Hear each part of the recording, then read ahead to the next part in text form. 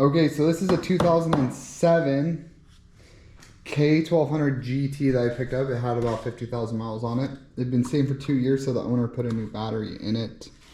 He parked it pre-COVID and then just hadn't driven it since. So I'm gonna show you guys how to get the fuel pump, which is this guy right here. And a big common issue with these is that these hoses will sometimes break, or the pump themselves. There's not a good filter. This is the only filter that's on these. Is something like this. Actually, it's like this. And then I just bought the classic eBay QFS, the quantum fuel system. Woo! I've used these before on an older BMW. Works freaking great, so I'm not gonna go pay the premium just so that I can brag to my BMW friends. Don't judge the mess either. You know, okay, judge me, sure, I don't care. I'm getting it done though. This puppy's gonna be running soon. So I just want to make a note. These are the tubs. This is a gas tank cover. I took the bolts off and put them on the side, and then on the side over there I got them. So you'll have to remove out all this. This is the battery cover. Those are the side tubs. There's some bolts. You can see it's pretty self-explanatory on how to remove this. Just remove all the bolts. And they kind of sit like that. They kind of have a little lip. I'll show you a little. Yeah. So that's the bottom cover, and then you see down there it's got tabs that it sits in, and this is a little tab that gets pressed in place and then it goes in, and then those as well. These bikes are freaking awesome, but they're gonna have this issue. So air filters right here. Take off all the bolts. There's a bolt tucked in right there, and yeah, other people have videos on how to get that off, and you can see it on the forums. I want to talk about how to get the fuel tank out. So there's these bolts. You can see it right there is where one bolt was. And then right here, this guy has a nut that it goes on like that, and it sits in the tank in that little dwelling right there. I'll show you. So this sits in the fuel tank like that. You can see that. So you just unscrew that. And then I had to adjust this up and just shimmy it out. And then this simply disconnects. That's the fuel line. It looks like somebody's been in here before. This simply disconnects by pushing on this part right here. You just push that, and then you undo those two clips, which are the fuel sender and the fuel pump. And then I had to move this guy up, and it just lifts up and out of place. And then we'll have two hoses that run down here. So you unclip from right there. There's two little clips that you'll be able to pop off and just pull those straight out. And what you'll get is this fuel tank. You'll take it to your area over here. This is the fuel sender, is up here. And so you get the fuel senders in here. This is the vent. I disconnected it. And there should be, yep, here's the clip. So these two go to the fuel. Okay, there we are. Those two go right here to this fuel pump cap. And this sits on just like so. So this is angled. You can see that. And that's the bottom of the tank, that side down there.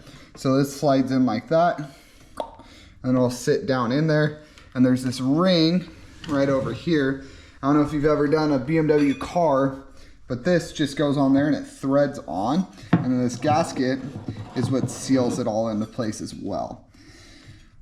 To get the fuel pump, this is the original one, that's the new one, out. You just simply undo these tabs and undo, like pry up on this tab this way, and then you slide these tabs out. And I just broke the bottom off because I had a new fuel filter right there. But I'll show you these pumps. They have this little tiny middle kind of rivet looking thing right there. Yeah. And on the fuel pumps themselves, they have this metal piece in the middle for that filter to sit on. So you just gotta put a screwdriver on there and pop it off. And granted, man, this is 15-plus-year-old plastic, so stuff is going to break. And right here is the old hose, like I was talking about earlier, how they break. They're in that ethanol all the time. Watch if I just bend it a little bit. Yeah. So this eBay kit that I bought comes with a brand new hose, and then you just screw those caps on. And this right here, I used some of this Seal All. This is for gas tank leaks, but the wires themselves, they had decayed, so they were floating around all in the gas tank. And I got all that cleaned up and cleaned out. So I took that Seal All and I coated each wire with that Seal All just to make sure that we're not having unexposed wires just bouncing around in the gas tank. And it worked great. I'm very, very pleased. You can kind of see that coat. I'm gonna have to clean up a little bit of it. But that is the premise of how to do the fuel pump. There's no fuel filter on this bike, as big of a pain as that is. This is gonna be really common. I'm sorry. You guys might be watching this video. I'm making this in 2023. Man, for years to come, we're gonna be facing this issue where bikes that don't have fuel filters, they have bad ethanol. This bike right here has 50,000 miles on it, but sat for 2 years. You're just gonna have to clean them up and get them back out on the road.